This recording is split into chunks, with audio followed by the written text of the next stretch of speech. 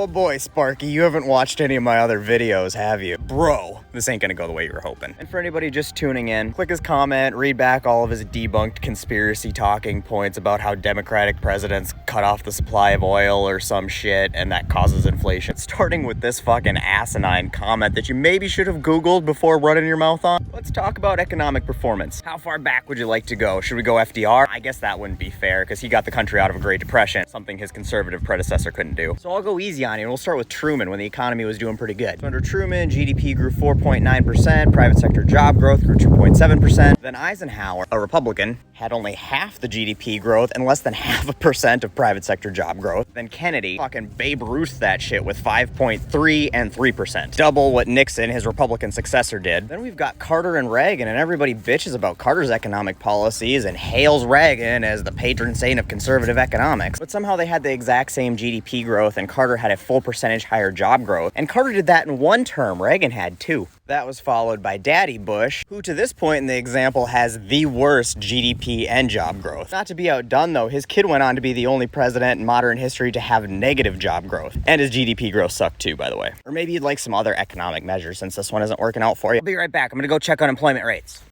I'm back. This one ain't looking good for you either.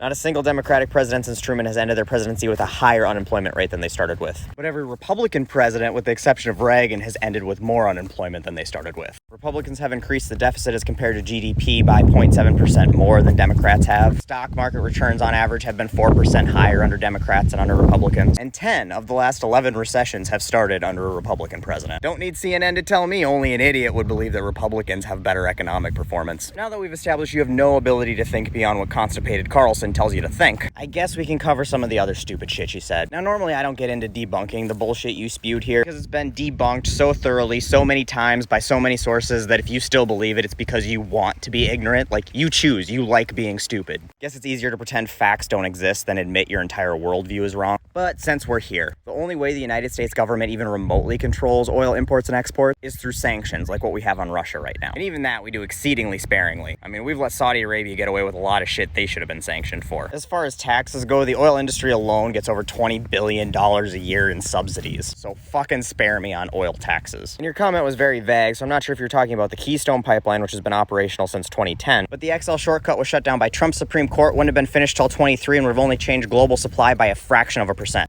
Well, we're out of door prizes, but thanks for playing.